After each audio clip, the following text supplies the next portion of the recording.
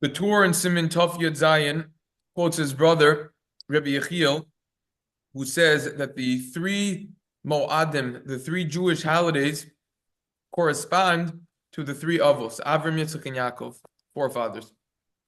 Pesach corresponds to Avram because the pasuk says in Bereshis, "Lushi va'asu ugois," go knead and make cakes, and it was Pesach. All right, and then there's also two more as well.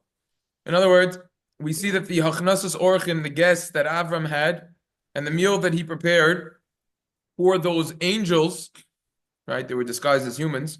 That occurred on the first night of Pesach. The Bach over there in the Torah comments that the intention of the Torah when he says that make these cakes that Avram said, in the merit of that, many generations later, the Jewish people merited Pesach. The Medrash Tanchum and Parshas Vayera and Oz Dalet says that Avram said, "Yukach na ma'ayim," take a little bit of water. No, the word no is used, nun aleph, and I will give your children the mitzvah Pesach. Al ta'achlu mimenu no, don't eat from it. No. So we see that what? That the reward for the Korban Pesach happened because of this over here. That the reward from doing this act from Avram affected even later, and it was the same exact day, like the Torah just said.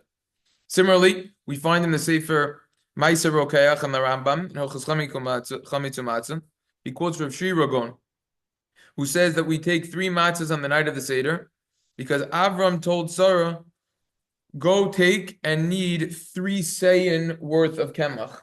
So we see similarities between the word 3, and that occurred on Pesach night. This is a hint to the 3 matzahs that are on the seder plate. The truth is that also the splitting of the sea on the 7th day of Pesach happened in the merit of Avram, because the Medrash Rabbah says in Shmos Chaval, Medrash over there says that in the merit of Avram, Hashem says, "I will split the sea." So we see that according to everything that we just said, the holiday of Pesach came in the merit of Avram. But the first days of Pesach happened in the merit of the hachnasas orchim, of the guests that Avram had. And the 7th day of Pesach has a connection to the nisayon of the Akedas Yitzchak, the test of when you had Yitzchak over there with Avram, and they were going to do that. Yitzchak was on the 7th day of Pesach. Akedas Yitzchak, you saying? Yeah, that's what he's saying over here. It is a connection to the Akedas Yitzchak, okay? And but the entire Yontif in general and Chol HaMoed on Pesach has to do with Avram. Okay, you have to look into that point with the Akedah. That's a good point. Now with this we could understand what the Shela says in the beginning of Maseches Pesachim, who says like this. The obvious question is, what's the connection between Avram and Pesach, right?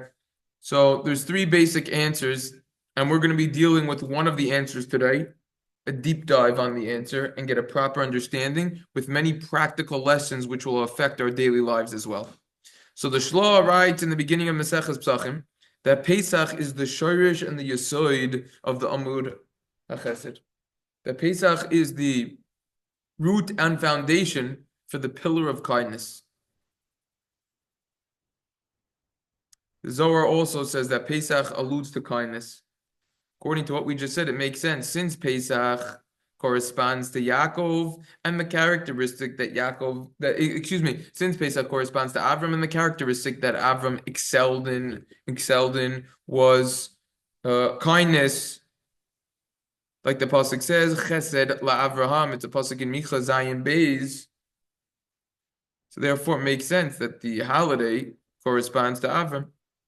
Look in the Medrash Rabbah in Perek Samach, that all of the Chesed that happens in the world, all the kindness that happens, is essentially a result of Avram.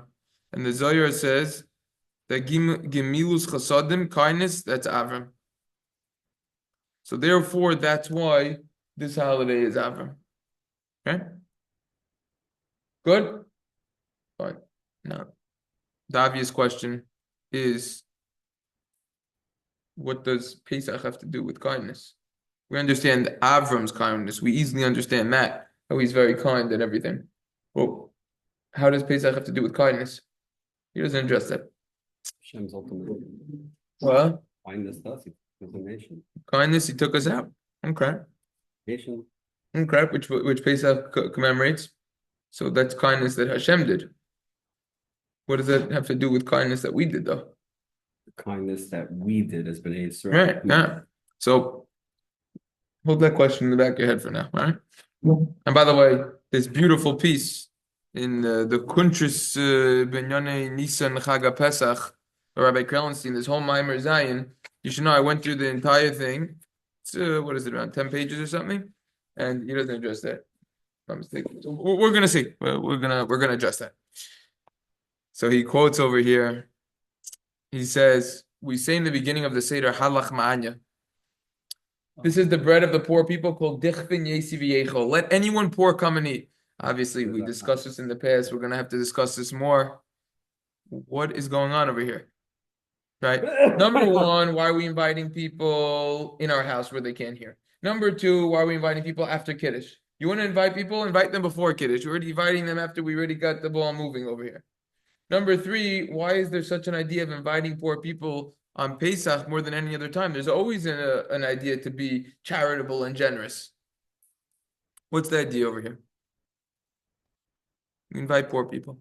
So the Chidah and his Agadah Shal Pesach says, since immediately we say Hashta Hacha Lashana Baba Ardis, I mean, there's a lot of questions in Hachman. Why is part of it in Aramaic? Part of it is in a lot of questions.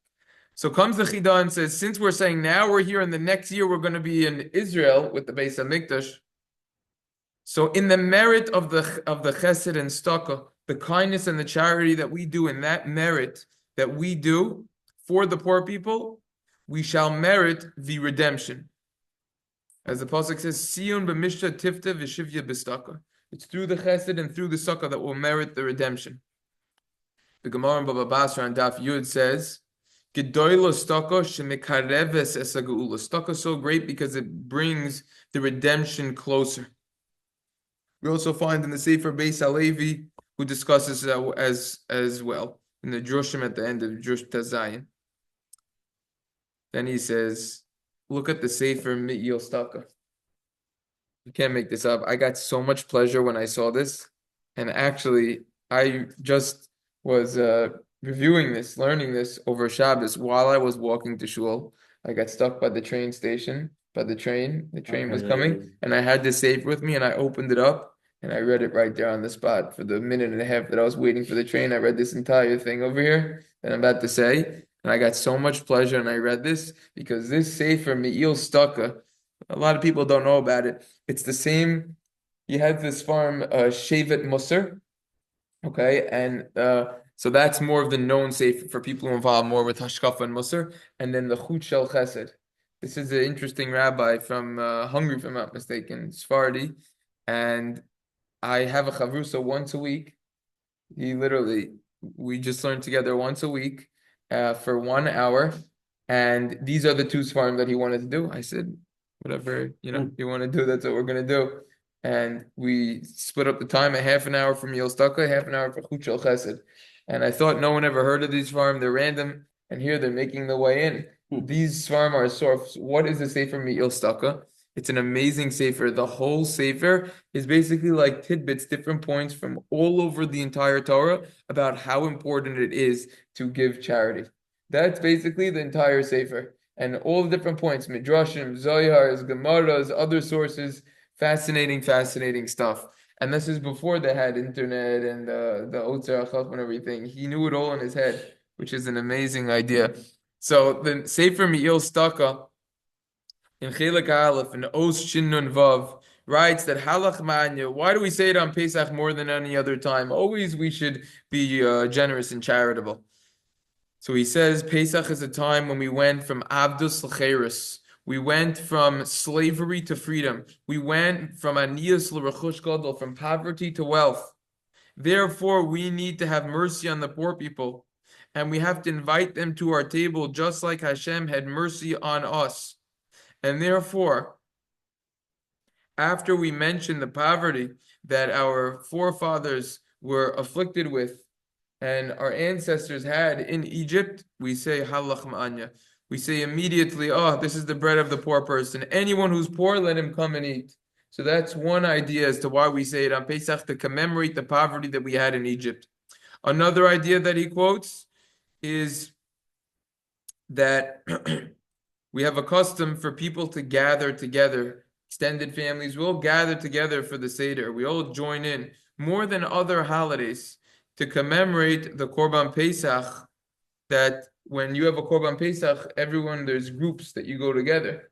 You're not going to be able to eat a whole animal by yourself. So therefore, you had groups together. So that's the idea.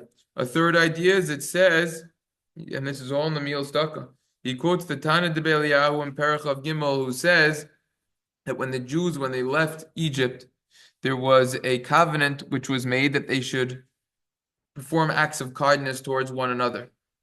So therefore, just like they performed the act of kindness together, so too we do as well, aka through the charity and through having the guests. The Sifsei Kon, who's the Talmud of the Arizal, offers another reason, based on a medrash of Chazal, Vayara Hashem et b'nei Yisrael ma ra'o, ra'o shahim merachnim ze el zeh. That Hashem saw the Jews were having mercy one on the other. That when one of them would fill his quota with the bricks that he needed to be involved with before his friend, he would go over to his friend to assist his friend.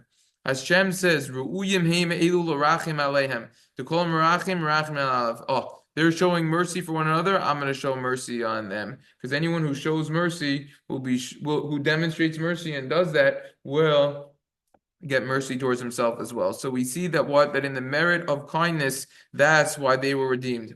According to what we just said, we could now suggest another reason, that the holiday of Pesach corresponds to Avraham, who is the root and the foundation of kindness, and therefore we need to be involved with more kindness and charity that we're typically involved with. This that we say in the beginning of the seder, called dechfin, ייתי, וייכול, anyone who's poor, let him come and eat, specifically on the seder, it's not just because it's a general idea that we should do by every single holiday, right? And it's not just a general idea, that we should do on Pesach, because Pesach corresponds to Avraham. Rather, the truth is that on the night of the Seder, there is a specific concept and idea of having guests. What is the reason? Based on what we said earlier, that Avraham had the angels as guests, which occurred on the first night of Pesach.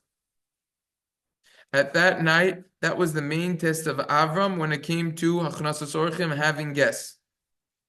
Because in the merit of the Mesiras Nefesh, in the merit of the self-sacrifice that Avraham demonstrated, we merited the holiday of Pesach, and therefore, specifically at this time, we should have guests more than other holidays, because Avraham, he had all of his guests Pesach night. Therefore, to commemorate that which the holiday of Pesach was given for, and because of Avraham and the kindness that he did, therefore, there's more of an idea to have guests. This is one explanation.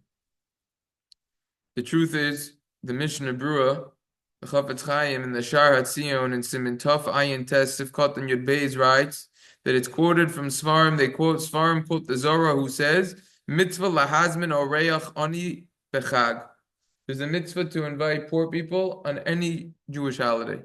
Ubefrat Pesach, and this certainly applies on Pesach, where we say Kol dechven ייתי v'leichol, let everyone come and eat, and this is the idea, to have it done on Pesach.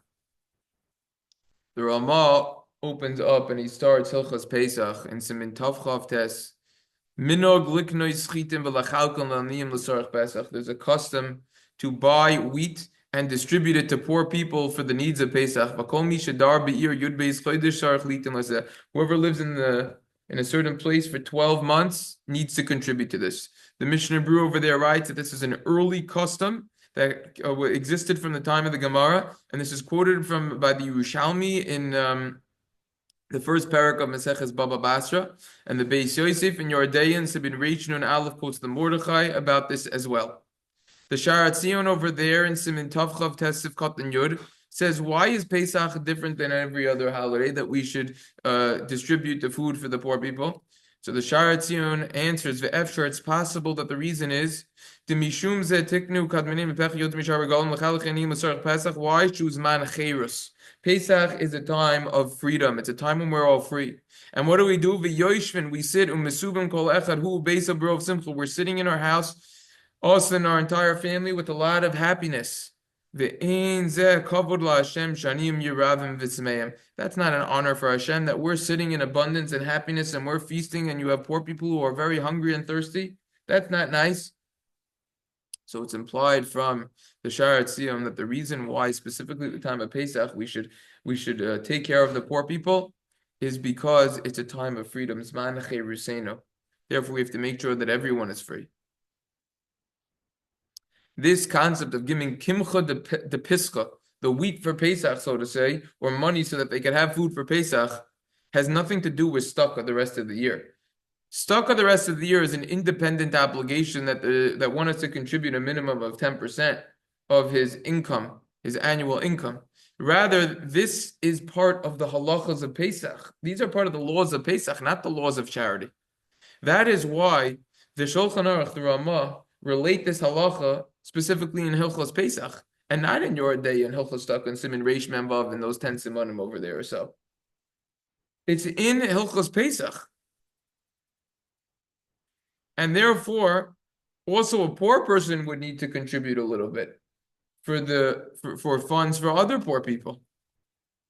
This has nothing to do with the obligation of stakha the rest of the year. This is an independent obligation. And therefore, even though the poskim discuss in Siman Tafri Sadi Dalet, if a person could fulfill his obligation of the mitzvah of stakha, if he's giving a gift with the intention to receive the gift back, what's called matana amanas lahachzir, nevertheless, when it comes to distributing the money for Pesach, the kimcha depsachã, everyone agrees that you would not fulfill your obligation if you're going to give it as a gift with the intention to receive it back. You can't do that. The Ben Ish Chai writes that kimcha depsachã is alluded to in the Torah. That giving money for food on Pesach is alluded to in the Torah because the pasuk says matzos without a vav. Usually it's spelled mem, sadi, vav, taf, matzos. Over here there's no vav. It just says mem, sadi, taf. This alludes to that through the stakha, which is symbolized by the middle letter of the sadi, a person will be saved from the other two letters, mem and taf, mace, from death. Because the letter Sadi separates between the death. So that will take you away from death. That makes sense, by the way, because the pasuk says if it's stakha, it's tatzil memavitz. Stakha saves from death. Specifically by stakha, the pasuk says this. And obviously there's a lot of explanations and reasonings as to what is so special about stakha to the extent that it could save from death. But we see that stakha, especially for matzos, will save from the mace, will save from the death. This is why it's so important to give charity specifically on Pesach more than the rest of the year. Because Pesach is, as we said, the pillar of kindness. That's Avraham. It is the Yesoid and the Shorish of Chesed, the root of the foundation of kindness. And therefore, part of the actual halachas, the actual laws of Pesach is to increase our kindness, aka vis-a-vis through the charity and kindness that we do, because that is the main part of the yontif. Now, the holiday of Pesach is also a time when we are able to merit kindness from heaven as well, from Hashem. And the reason is, the Shela writes at the end of Maseches Pesachim, that he says, Olam Chesed Yabani. He says from the holiday of Pesach, we could receive open rebuke from the holiday of Pesach. Tochachos Musar al Gemilus Chasadim, about kindness. Olam Chesed Yabani, it says in Tehillim, Perek Peites, Pasuk Gimel, that the world is built on kindness. And therefore, says the Shela, we have to be very careful when it comes to acts of kindness. And we should make sure that there isn't one day that goes by during the whole Pesach that we are not kind in any way, shape, or form. Either we should be kind with our physical body, with our soul, or with our money, monetarily. That besides for teaching Torah to someone else, that's a form of chesed also, right? Chesed kel kol hayom, the pasuk says, and therefore every single day you should do some form of kindness. He's just using that as an example of kindness, but you should do any form of kindness. That's what we learn out for Pesach, because it's the root and the foundation of kindness. So we see that through a person, when a person acts with kindness, so then he will merit that Hashem will be kind towards him as well.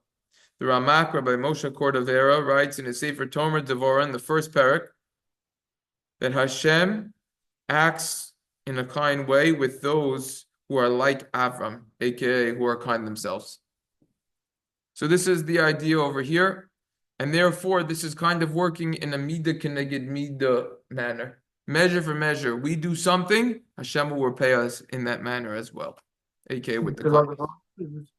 The Kedushas Levi in Parshas Beshalach says that there are times when Hashem is mashbiya tova la'amo Yisrael, when Hashem influences and brings shefa, brings abundance into this world more than other times. And he says this is the time of Pesach. The Sefer Magen Avraham al Torah b'Inyonei Pesach writes, Shabbos Chol HaMoed Pesach, it's opened up the makor of the hashpah helyona. The source of this upper abundance is opened up, and we get a tremendous amount of bracha as well. The source of it? The source of this is the Magen Avraham. That's what he says. The Magen Avraham says on Chol HaMoed Pesach Shabbos. That's right. There's a special source. Yes, on Shabbos Chol HaMoed specifically, the wellspring opens, the source of the abundance that Hashem brings into this world. It comes in, and the blessing comes down and affects everything, even the whole summer. This is the Magen Avraham ala Torah in Yoni Pesach. This is a direct quote. Ala Torah. That's what he says. This is a serious time. What's the explanation of that Magen Avraham? You know what? Perhaps it could be.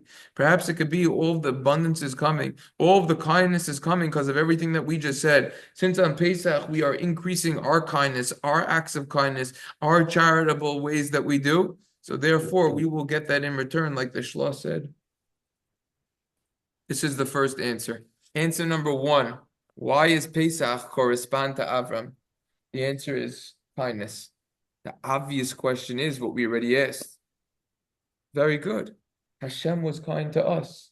But why did we deserve that kindness in Mitzrayim? Based on everything that we learned. Beautiful piece. Fire. Awesome stuff. Awesome material. However, there's something missing. What's missing? That Hashem just demonstrated his kindness. Hashem himself did it. But who said we were deserving of it? What do we do to deserve it? By the way, before we answer that question, we discussed in the past, we quoted the Sifsei Chaim. The Sifsei Chaim, he has Svarim just on Hashkafa and Midos, but in addition, there's Svarim on the Yomim Tovim. So he writes in his Chelik Beis on page 341, Shin Mem Aleph. He discusses this whole idea of Avram and Chesed as well. And he basically says, he says a lot of points and he connects it more. But on Pesach, Hashem did kindness for us. Rashi writes that no one was able to leave Mitzrayim. No one could leave Egypt. It was like a jail.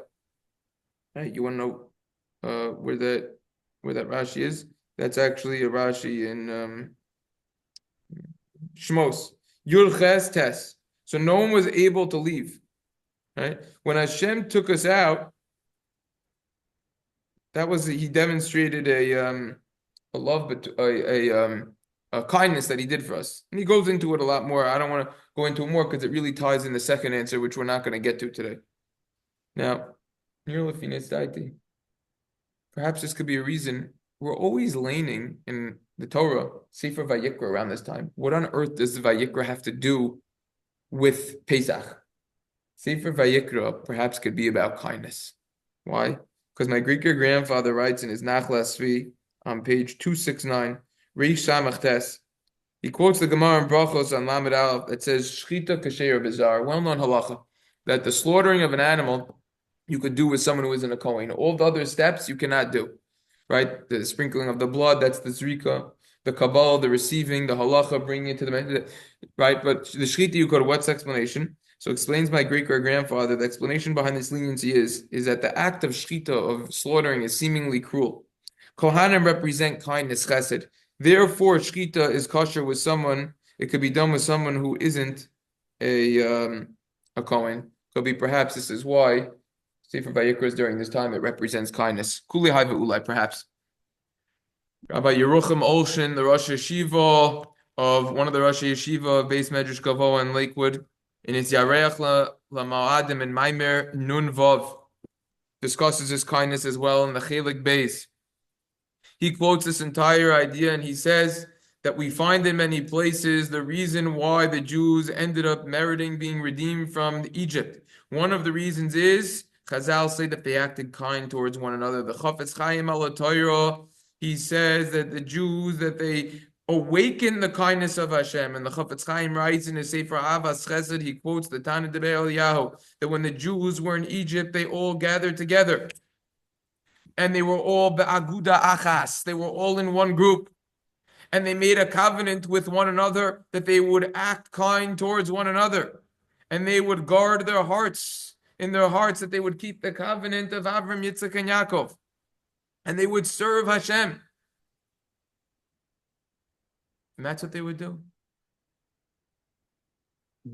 And they were going to keep their language as well. Keep their language, keep their tongue. That's the Tana Debi Eliyahu. Says the Chafetz Chaim, what does this mean that they were acting kind towards one another? Once they saw there is no way to save ourselves from the tactics of Paro, from the decrees of Paro, they saw that there's no way that we could get saved from these decrees and all of the subjugation and all of the servitude that we need to do. And the shibud, he says shibud in English, the subjugation was getting worse and worse. They were getting more subservient as every single day went on. It was getting worse and worse. What do? They gathered in a group. Niskabsu ba'aguda achas. They gathered in one group. The tachzu eitzam ala asois. And they went through different tactics. And they brainstormed what could they do to improve their current bad situation. They all agreed that they are going to go in the derech Hashem, in the way of Hashem. They're not going to change their names or their language, and also they made a covenant together, ligmol chesed zeh, to be kind towards one another. Because through that, it would be misoire, it would be awakened above the kindness of Hashem. Through them acting kind towards one another, Hashem would act kind towards them. Mida connected, mida measure for measure. Mamela, consequently, that would cause a nullification of bittul in the gezeira of Paro, that would nullify the decrees of Paro. Ube'emes, Ken Haya, the truth is, that's what happened at the end of the day. This is the reason for the redemption. And the Psikta says that's referring to the chesed that we did. So we see that the redemption occurred because of the kindness that they did. The obvious question is, what type of kindness did they do for one another? They gathered together, they brainstormed how to be kind. They were all slaves involved with crushing labor, avodas parach. What type of kindness could they do? The wives to the husbands, what, they came out in the fields and they tried to get them to have kids and everything? Okay, that's to keep the population going. Okay, yeah, perhaps. How did the men do the kindness? In our days, we see, how is kindness done? Parlor meeting! I recently learned what that term is. Many people, they get together to try to do chesed, they try to fix a problem. They collect funds, they raise funds for shuls, yeshivas, other things that they're doing over there, whatever they're doing. Beautiful. Everyone's being involved. Everyone's being involved. With the expenses, they're helping. They're trying to help. You could do something with your body. You visit someone who's sick. You try to redeem captives, as we see. Those are all forms of kindness. Or hostages. They couldn't do that in Egypt. They were all slaves over there. They didn't have anything that was theirs. Masha kana evid, kana rabo. Whatever the slave has, That's what the master has. The master owns it. Whatever the slave owns, the master owns. Finished. So what could they do over there? They couldn't do any form of kindness, whether financially or with their actual physical body. Because they were subjugated, they were working day and night with crushing labor. They didn't even listen to Moshe because mikoitze ruach. Because of the crushing labor, they didn't even listen to Moshe. So what type of kindness did they do towards one another? What is the explanation over here? Comes Rabbi Olshin and ingeniously explains the kindness that we did, that we just mentioned, are certainly forms of kindness. But that is not the end of the day, the only type of kindness that you could do. There's kindness that you could do even when you're involved in crushing labor, even if you don't own anything, even if you have very little strength. Saying words of encouragement. Divrei chizuk. Encouraging your friend who's going through difficulties and a painful time and hardships. Encourage him. Give him words to strengthen him. Let him start feeling, contemplating, thinking. Think about the pain and of your friend or other people. Smile to him, show him a nice face, be friendly. Help out with your friend, with carrying the yoke of your friend in a situation of difficulties and afflictions. Help him out. Furthermore, when you worry about your friend, you will help him. When you worry about your friend, when your friend's worried, the pasuk says in Mishlei Yud Beis Chafei, Daiga b'levi shasichenu v'davar tov yismachenu. The Gemara in Yuma says, and Ayin Hey, what does this pasuk mean? It's machloikis. Daiga b'levi, when a person is worrying in his heart, yasichenu, either talk about your problems with your friends. This is where therapists come from, and psychologists and all this stuff, or hesach hadas, divert your mind from it. This is Yuma Ayin Hey. In other words, that through talking to your friend, that helps. That's therapeutic. Not only that, but we find that this type of kindness is even better than kindness that's done out of your own pocket and with your money and by writing a check or paying someone or donating money. Because the Gemara in Ksuba says on Kuf Yud Aleph and Rebbeis Tova Malbin Shenaim L'Chaver Yosim Mashkei Uchalav. It's better if you whiten the teeth of your friend. If you show the white on your teeth to your friend, more than giving him milk. Milk is also white. In other words, if you smile, you're showing the white of your teeth. So that itself is better than giving the milk.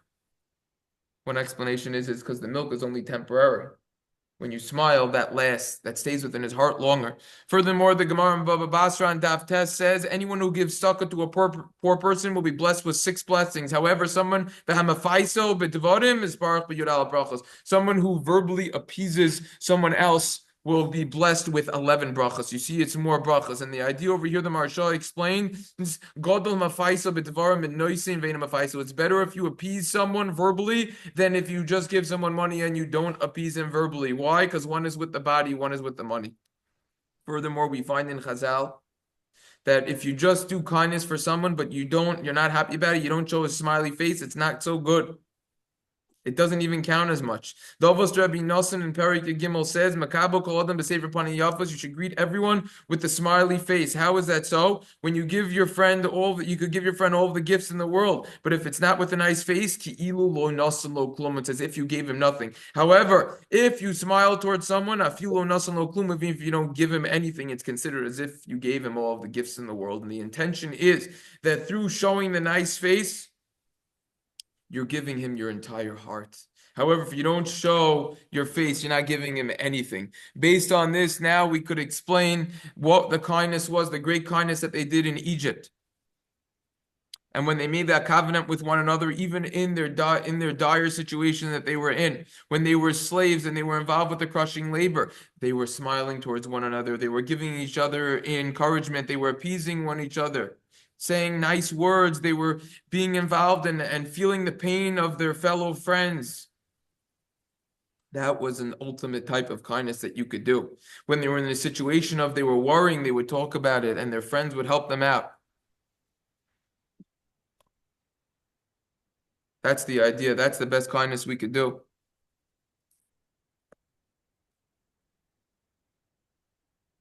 That's the idea over here. So give that smiley face. Even if we're not in the best mood, we should smile towards other as well. The Meiri writes at the Mishnah on Avos on Aleph Tes Vav that you should greet everyone with a nice face, and says that even if you're not so happy right now, everything isn't going so well, Hirat Atzmacha, the fun of Kisameach al Biyaso. You should show that as if you're happy. It's in the introduction to the Sefer Nefesh HaChaim by Rav Chaim of Volozhin. He quotes his son Rav Itzala, who says in the introduction that his father would regularly say, he quotes in the introduction, Rav Itzala, the son of Rav Chaim of Volozhin, quotes, he said that my father would regularly tell me that you should be involved in the pain of other people. And this is what he would say, Shezeh kol adam lo la'atzmo nivra. A person was not created for himself. A person was created to help other people. Anything that is in your strength to do, help other people that way. This isn't a mitzvah. This is an obligation to help others. So therefore, since this is what the Jews did, they fulfilled the main reason why they're here over here. And that's why they merited being redeemed from Mitzrayim. Hashem then expressed his kindness towards us. Based on this, we could explain why Pesach corresponds to Avraham. Avraham is kindness. He is the root. Like we already learned about. Titin chesed, titin emes le'Yaakov, chesed Avraham. And therefore, when his children went after him in his ways, and they kept the way of Hashem, and they did kindness with one another, with one another, they followed through with Avraham. They followed in his ways. And therefore, that's why we merited so much kindness on Pesach. That's why Pesach is all about kindness and all about Avraham.